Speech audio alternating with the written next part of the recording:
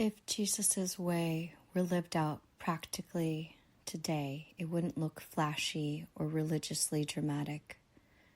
It would look deeply human. We are God's sparks. The I am of God is a gift of light within each of us. We are God's consciousness. We must internalize our interconnective, energetic being and use I am statements. We are here to know ourselves and create our realities. Where you live in your mind creates your environment.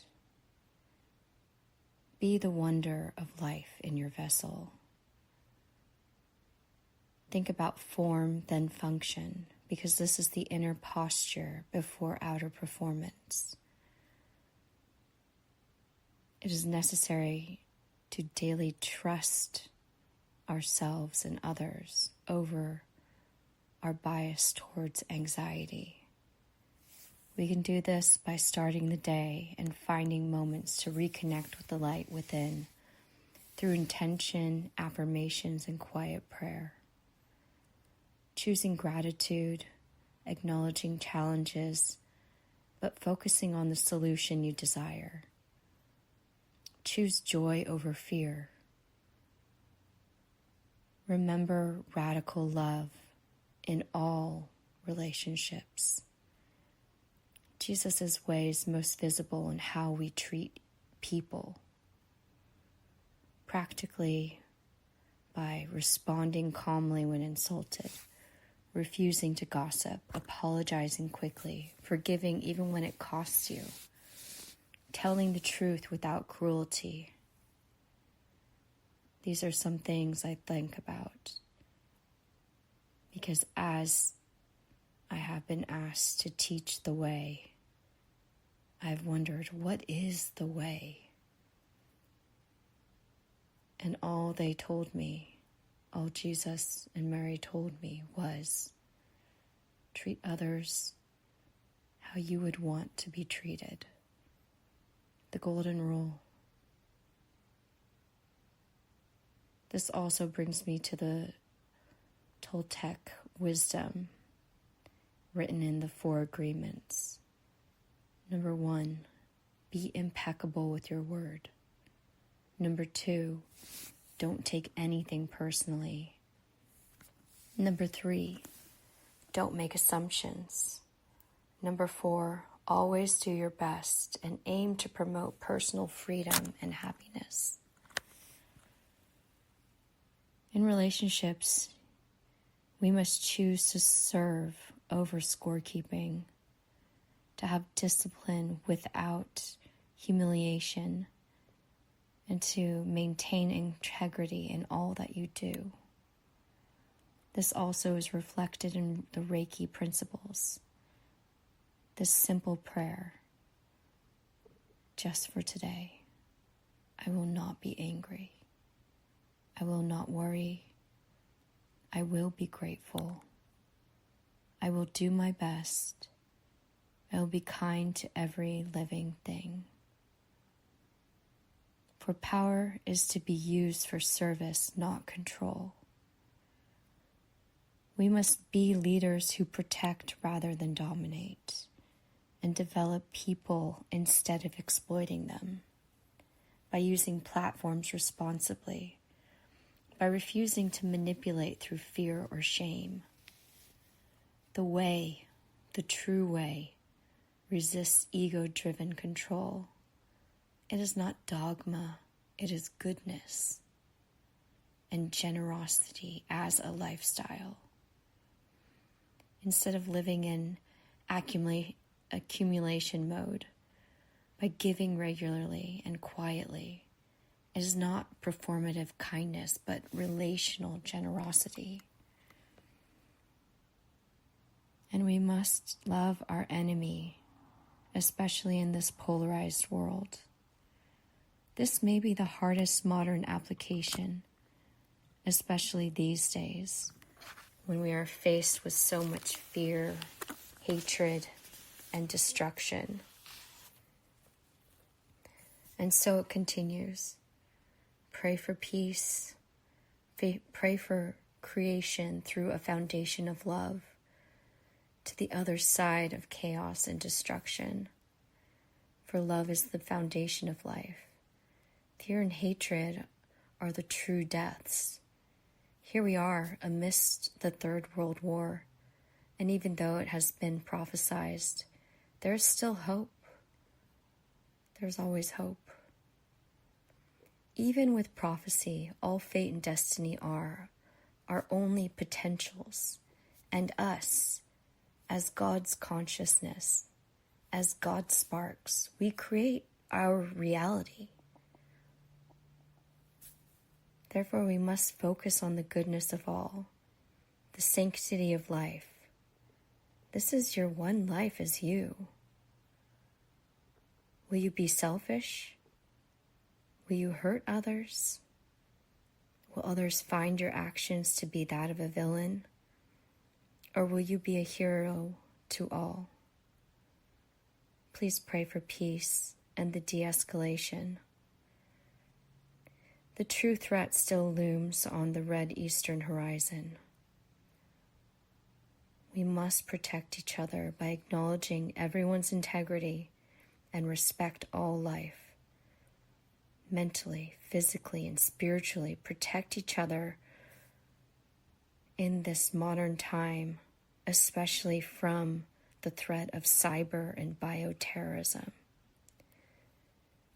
We must aim to heal. This enemy love in the polarized world may be the hardest modern application. It requires you to refuse to dehumanize people you disagree with politically, to listen before reacting, and speaking your truth without contempt, and open ears, with open ears.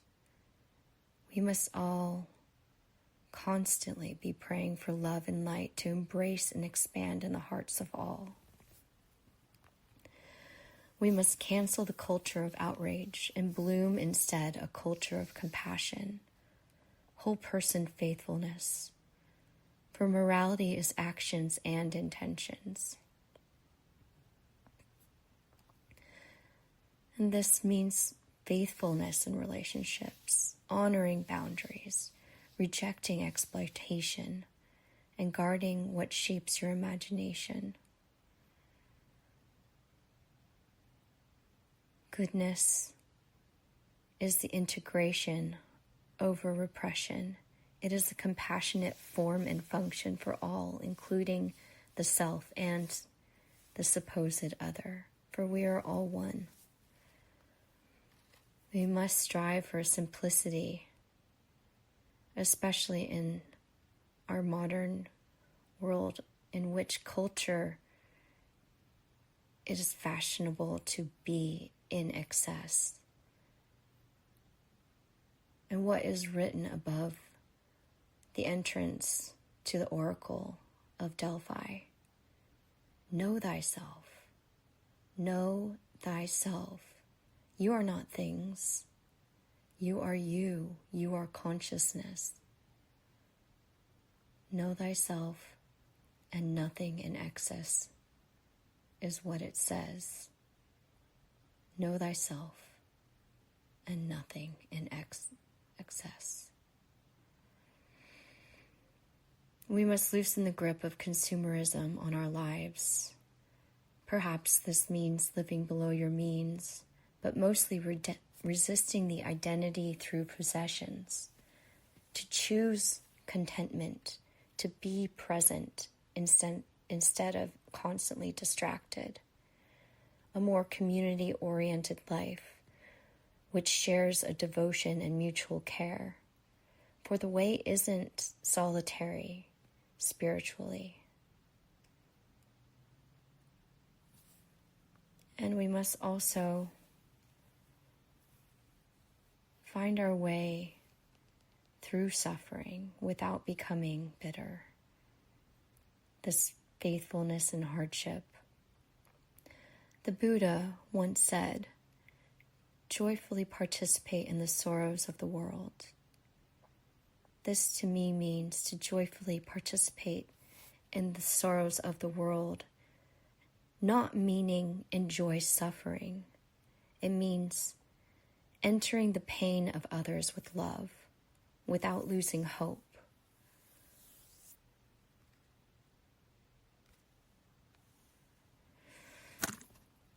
This partition is about not avoiding sorrow.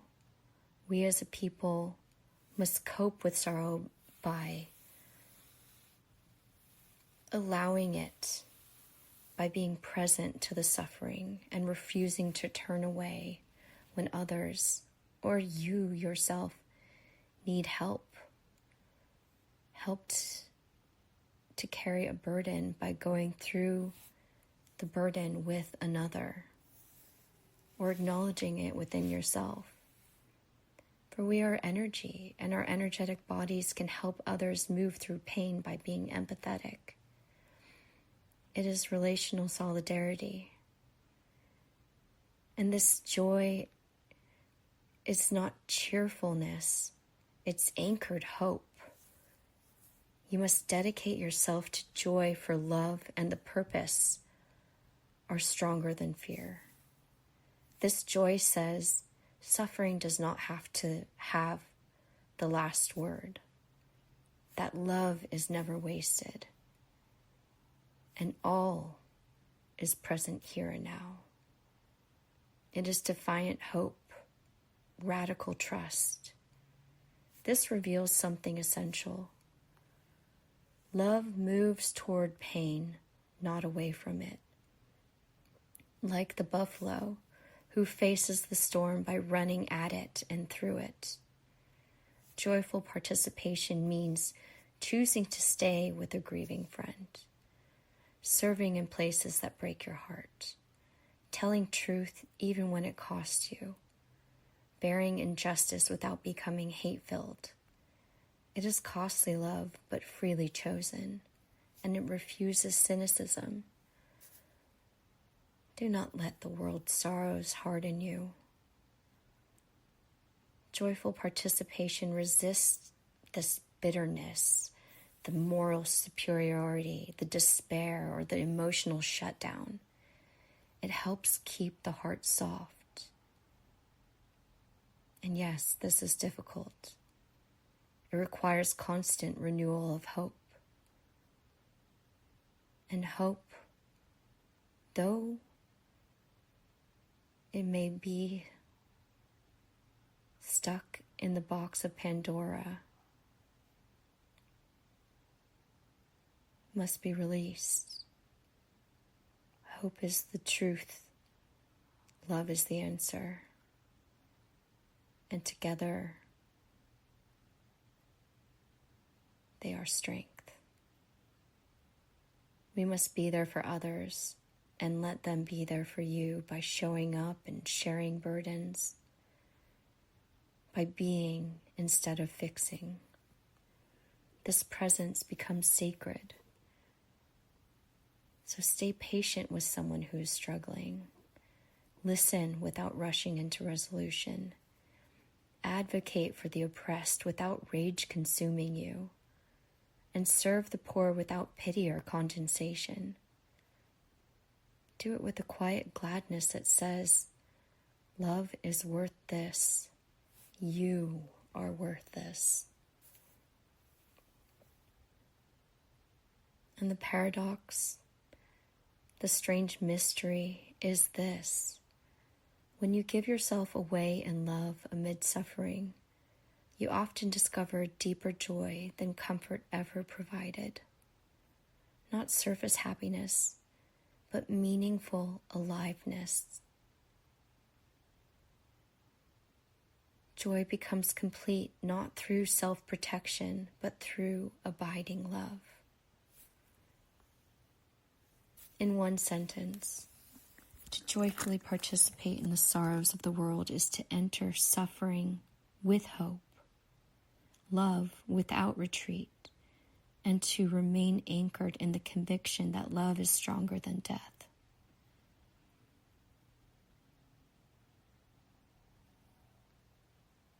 It It is less reactive, less ego-driven, more grounded, and more courageous. It will not necessarily make you wealthy or powerful or universally liked, but it would form you into a person of love, integrity, peace, and courage.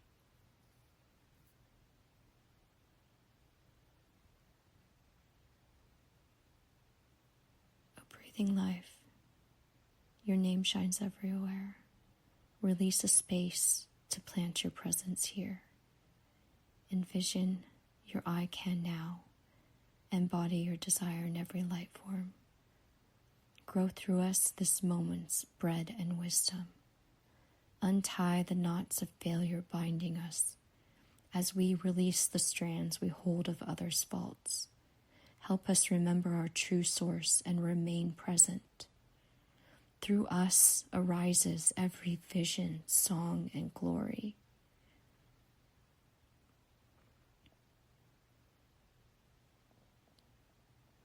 May our future actions grow from here.